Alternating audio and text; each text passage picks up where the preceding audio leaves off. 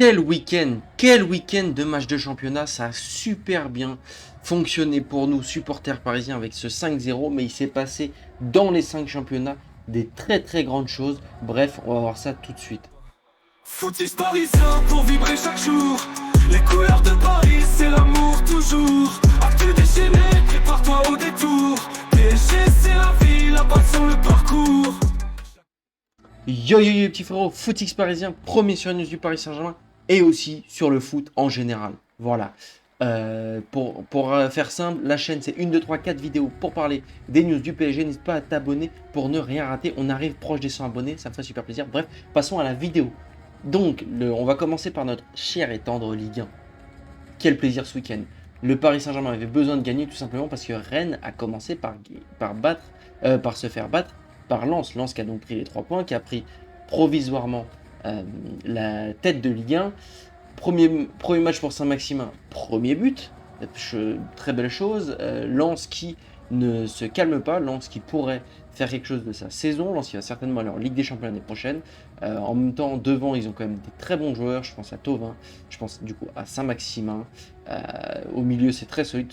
Thomas Sangaré, pardon, c'est très très solide. Une défense aussi qui est très solide. Bref, Lens qui prend les 3 points et Rennes, malheureusement, Habib Beye qui se fait limogé suite à ce match, mais c'est bon, ça venait, on le voyait venir depuis quelques semaines. Ensuite, il y a Lyon. Bon, c'était beaucoup plus compliqué que les semaines dernières, mais Lyon qui a réussi à battre Nantes, qui est sur sa 11e victoire consécutive, je crois. Hendrick, en plus, qui a fait sa première mauvaise rencontre en se faisant prendre un carton rouge à la 61e minute. C'était un carton rouge un peu litigieux. Bref, c'est passé pour Lyon. Lyon qui, du coup, passe devant Marseille au classement suite à la défaite de Marseille contre le PSG. En plus, la semaine prochaine, Marseille joue contre Strasbourg, alors que Lyon, je ne sais plus contre qui il joue, mais il joue contre une petite équipe. Du coup, Lyon qui devrait reprendre 3 points. L'Avatar qui fait complètement n'importe quoi. Bref, c'est pas le débat. Ensuite, on a eu le Havre-Strasbourg. Je vous l'ai mis parce que défaite de Strasbourg. Moi qui trouve que Strasbourg est normalement une grande équipe. Strasbourg s'est fait avoir par le Havre. Strasbourg, c'est vraiment des résultats vraiment inégaux. Tu as du jeu de qualité. Tu vois, contre le Paris Saint-Germain, ils font un match excellent, jeu de qualité. Et au final, tu te fais avoir par le Havre. 13e de Ligue 1. Bon, c'est pas mal pour le Havre parce que du coup, franchement, là, ils sont presque assurés de rester en Ligue 1 l'année prochaine. Mais voilà. Ensuite, du coup, on a eu le dernier match de notre semaine de Ligue 1, PSG Marseille. J'en ai fait un après-match, n'hésitez pas à aller le voir. De toute façon, je pense que vous êtes tous au courant. Si vous êtes là, c'est certainement que vous êtes supporters du Paris Saint-Germain. Qu'est-ce qu'on a kiffé? Bref, le Paris Saint-Germain envoie un message pour moi. Moi, je vous le dis, hein. Hier soir, c'était un message, le Paris Saint-Germain, c'était un message à toute l'Europe. Voilà, nous sommes là. Parce que Marseille, je dirais pas que c'est pas une grande équipe actuellement, mais il y a des grands joueurs. Il y a des joueurs, on peut dire un petit peu de renom, des joueurs qui se sont fait, qui sont attendus, je pense, notamment à Greenwood. Je pense à des Nwaneri qui sont attendus du côté d'Arsenal. Je pense à des grands joueurs qui ont été complètement annihilés par le Paris Saint-Germain. Donc voilà. Ensuite, du côté de la Liga, moi généralement je vous présente surtout les matchs du Barça, du Real Madrid et de l'Atlético Madrid parce que pour moi en dessous, voilà, pour moi la Liga c'est un championnat surcoté. Tout le monde parle c'est un championnat à la hauteur de la première ligue, pas du tout. Tu as deux très grandes équipes, une équipe plutôt bonne et le reste c'est très moyen, surtout depuis que Valence et que Séville sont beaucoup moins bons qu'avant. Même si t'as Villarreal qui a fait une demi-finale de Ligue des Champions, demi-finale de Ligue des Champions il n'y a pas longtemps. Voilà, c'est pas non plus. Voilà, Lyon en 2020 ils ont fait une demi-finale de Ligue des Champions aussi quoi. Donc voilà. Bref, du coup le Barça qui a gagné assez facilement contre Mallorca. Lamine Yamal qui petit à petit, même s'il s'est jamais endormi, mais Lamine Yamal qui fait grosse performance sur grosse performance. Attention au Barça en deuxième partie de saison, surtout que nous, à Paris, on peut tomber contre eux en huitième de finale, si on se qualifie contre Monaco, bien sûr. Mais en tout cas, en huitième de finale, c'est soit Chelsea, soit Monaco, soit le Barça, et ça va être très compliqué. Du coup, le Barça qui a besoin de gagner ses 3 points pour rester premier. Le gros résultat de la semaine en Liga, c'est la défaite de l'Atlético Madrid contre le Real Betis. Bon, dans la semaine, ce qui est fou en plus, et ça c'est fou dans le football, c'est que l'Atlético Madrid a battu en Copa del Rey le Real Betis 5-1, si je dis pas de bêtises. Ils les ont complètement explosés. Et là, comme quoi le football, tout peut changer d'un match sur l'autre.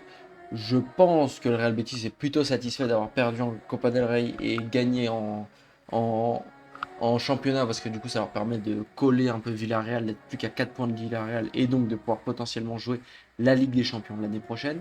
Et l'Atlético Madrid, en vrai, ils n'ont pas perdu grand chose parce qu'ils sont quand même à 7 points du Real Betis et honnêtement, ils espèrent plus grand chose. Je pense qu'ils espèrent plus être premiers. C'est un peu triste pour Griezmann qui va certainement partir à la fin de la saison. Griezmann n'aura jamais gagné la Liga de sa vie. Ensuite, le Real Madrid qui a gagné dans la difficulté, hein, 2-0 contre Valence. Et je dirais que le plus gros fait de ce match, hein, pour moi, si j'étais supporter du Real Madrid, je serais vraiment pas satisfait de ce match. Le plus gros fait du match, c'est Kylian Mbappé qui insulte l'arbitre. Donc voilà, pour vous dire à quel point ce match n'a pas été passionnant du Real Madrid. Après, aussi, autre gros fait de ce match, après le but de Carreras, Kylian Mbappé qui dit tu marques que contre Valence, pour qui il se prend. Voilà, les supporters de Madrid, quand on vous parlait de dictateur, quand on vous parlait de Mobutu, vous me disiez ça se fera pas au Real. Actuellement, le Real Madrid, Kylian Mbappé j'ai bien dit pisse, sur le Real Madrid. Et j'adore ça parce que vous faisiez les malins. Bref, donc voilà pour la Liga, le classement qui ne bouge pas. Le Barça qui a toujours un point d'avance sur le Real Madrid, en espérant pour le Real Madrid que le Barça se rate et vice versa. Mais voilà, on va vraiment avoir une fin de saison où il n'y aura plus que 2 clubs. Mais bon, il reste quand même encore 15 matchs. Donc tout peut se passer dans cette Liga, même si honnêtement je pense pas du tout que l'Atlético puisse le faire. Au niveau de la Serie A, il y a des matchs en retard. Le Milan AC n'a pas joué, la Roma n'a pas. Enfin voilà, il y a pas mal de matchs en retard, donc c'est un peu compliqué de juger ce classement. La semaine prochaine, on peut voir qu'il y a Inter-Juventus, Napoli-Roma, donc beaucoup de choses peuvent changer dans ce classement. Mais les résultats de la semaine, je dirais que le plus beau match cette semaine, c'était cette égalité, la Juventus contre la Lazio, la Juventus qui arrache l'égalité à la dernière minute après avoir été menée 2-0. Donc c'est quand même pas glorieux pour cette Juventus qui a tiré 34 fois au but. Comment c'est possible? J'ai jamais vu ça. Mais le Paris Saint-Germain, hier, je crois pas qu'ils aient tiré 34 fois au but. 4 actions de but à 0. Bon, Lazio qui a failli faire un véritable vol.